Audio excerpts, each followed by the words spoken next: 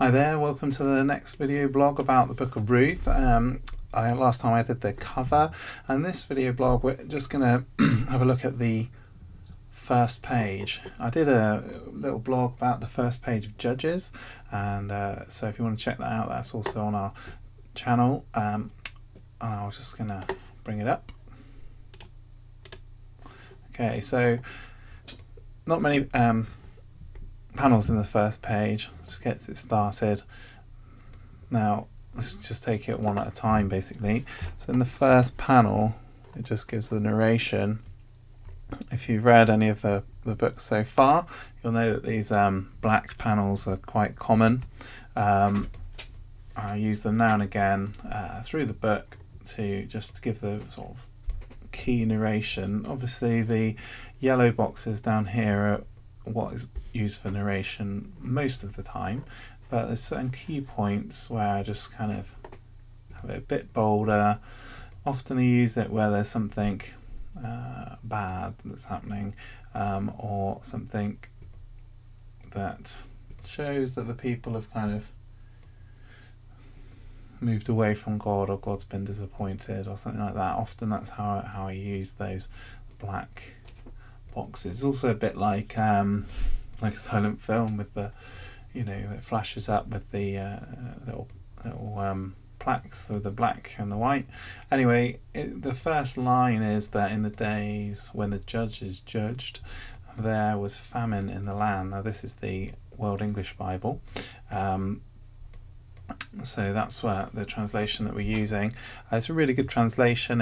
It's a lot like the ESV. Both the ESV and the World English Bible are both derived from the ASV, which is out of copyright now. But the World English Bible has updated the ASV and then not copyrighted it again, so they left it public domain, so it's really useful, but it's also a really good translation, and I can recommend it. Now this first panel, I really wanted to do a silhouette of like the judge, which I thought was most likely the judge at the time, but the more that you look into it, actually it turns out it's not very clear at all who it is.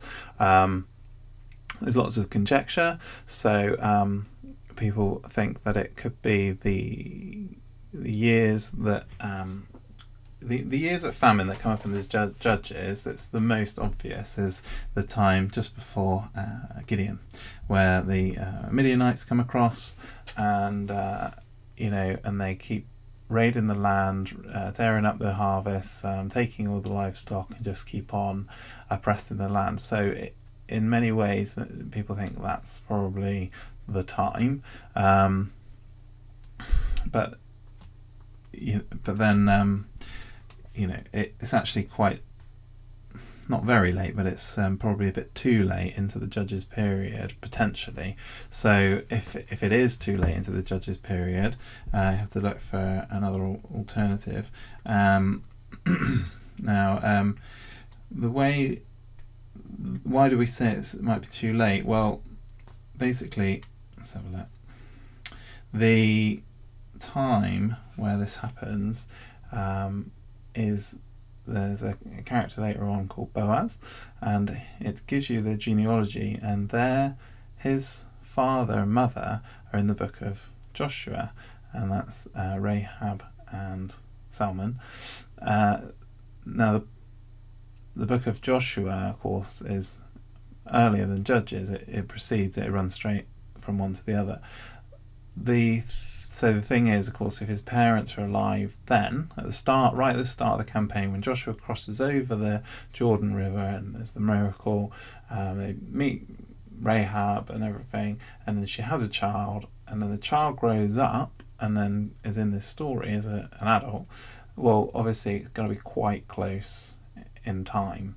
Now there's a lot of research that I've done and other people have done on the genealogies that show you like how many generations from one thing to another, and basically it seems as though it is unlikely that it could get to Gideon's time, because Salmon probably would have had to have Boaz at like 100, which isn't like unheard of in the Bible, because Abraham has a child at 100, but and people in the Bible live a lot longer in this time period, so they could potentially have more vitality for much longer, and therefore could have children much later. And we don't know the age difference between Sam and Rahab and stuff like that, but basically, he'd have to be like 100, and then Boaz would have to be almost 100 in the story as well. So it's kind of unlikely. There are other times. I mean, there's other times where they get oppressed, and the earlier time is just before what's the name? Othniel becomes judge, which is right at the start of Judges period. Right at the start of the Book of Judges, not the Judges period, because the Judges period really starts with Moses and Joshua. But before Eglon, the king of Moab, takes over, there's also like oppression, and it doesn't say there's starvation, but you could imply that as an oppressed people they're starved, but then basically you could imply that they're not, and so therefore the starvation could just be completely separate to any oppression. It could happen in a time of peace. It could happen when Ehud is judge, or when Othniel is judge. Those are quite long periods where they're not actually oppressed as such, and it could just happen that there was no rain and therefore there's famine. So you don't necessarily tie them directly to the oppressions that are on the people. So it's kind of a bit of a mystery. So the more we look into it, actually, the more complicated it is, and how it's not very clear. So although I'd like to have put a judge, a silhouette of a judge there, I couldn't really, because I've got a kind of rule myself for the interpretation of the Bible in regards to the comic, where if it's not clear, obviously I don't make it clear in the comic. If it's implied, then I can imply it in the comic, and if it's not, so it doesn't say which judge it is, but if it was really clear from another book of the Bible what point this was, so it said, but if in a completely separate part of the Bible, like the New Testament said, in the time of Othniel when Ruth married Boaz or whatever, then you'd know that it was that time, but we don't. So what I've done is just left it completely blank, clear. I didn't have a silhouette in the end of any of the judges, and so could be in the time of Deborah is a possibility, in fact. So that's how it is. Now, this first visual panel 2, we can see someone's on a journey, somebody's doing something. You can see the people starved to death in this case, and then over here there's a sort of a wagon or a cart with lots of corpses on, a dead tree, flies, and just a general sense of disrepair, and sort of and the ground is all dried out, as you can see. We are here. You've got like a lady begging with her sort of baby or toddler, who's basically starving to death, and then you've got a skull of an animal that they've eaten, or somebody's killed and butchered. Here in the foreground, you've also got a bowl. What is it? A vessel of some kind. It's in the style of the period, the late Bronze Age roughly at this time. It's got this kind of distinctive shape. And its collar around the top, and it's like an open vessel. We've got some dust there, and then we've got our characters. We can't see the characters. We don't see them, in fact, to the next page properly. But this is Elimelech's legs, and he's wearing some sandals, and he's got his girded loins. So he's got like a long. What he has is like a long robe, and then it's been tied up around his legs here. And actually, we did the thing. So my wife's got a little thin skirt, and we had to try it to see exactly what it looked like. So we did it, and then took some photos of how it looks when you do that, and how it works, and if it's tight, and all that sort of stuff. So we've got it here, and he's also on the next page. It shows it from behind. The other things you can see is that he's carrying like a bedroll here, and he's got gold bracelets here. His belt and his belt are both the same colour. They're both the tribe of Judah, because we know that they live in Bethlehem in Judah. And this is, well, you can't see her, this is Naomi in behind, and then the silhouettes of the sons in behind there. So yeah, next bit.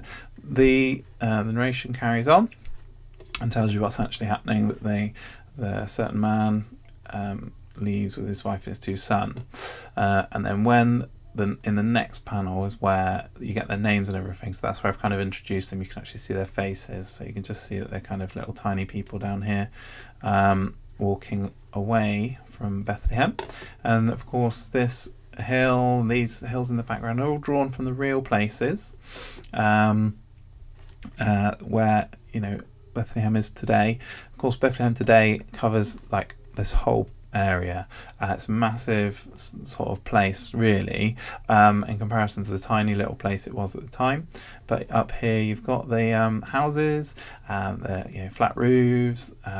You can see even that they've got little walls around the top, because in the laws of Israel it says you've got to have a little I can't remember what the word is, a little is it parapet or something? You have to have walls around the top of your house to stop people from falling off.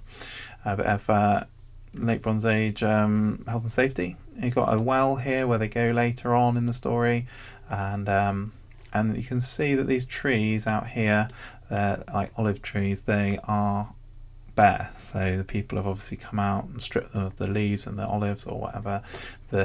This hill is terraced, and I put the terracing a lot more pronounced than it is today, because of course at the time they did actually terrace the hills. It says in Judges 5, when Deborah's singing about the fact they terrace the hill, so they terrace it to give extra land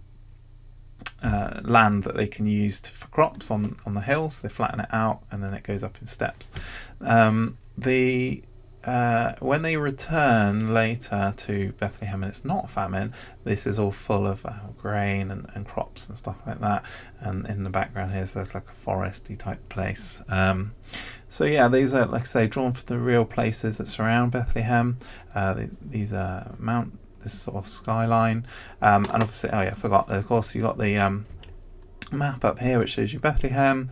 And then also you can kind of know the way that they would go. There's only certain major roads at the time, and of course, so they'll go up this one. I think this middle one's the King's Highway. There's like there's three main roads that go north to south, and there's this one over here, and there's this one. I'm pretty sure this is the King's Highway. And then there's this one. This one that cuts right up by the side of the Dead Sea.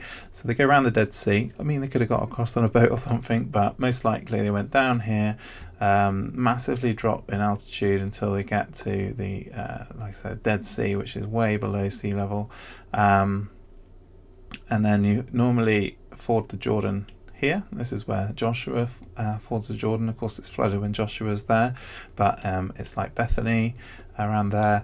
Normally when it's not flooded, it's fordable, and at certain times it's easy to get across. It's near Jericho, and then they go down, let's say, this other major road. Then Arnon is the river that divides Moab, which is south of the River Arnon, and then above it is the Ammonite place, Ammon. So yeah, that's where they go, and it gives you a little map. In the book, there's the whole map of the whole region, all of Canaan, Israel, but it just gives you a little relevant glimpse. So throughout the comics, there's little maps. I think in Ruth this is possibly the only one, but where it's relevant, it helps you get an idea of the lay of the land, and the distance and everything. So yeah, I think we've pretty much covered everything. Got the family there travelling away with all their stuff. Land completely dried out from famine, and that's so that concludes the summary of this page, I think.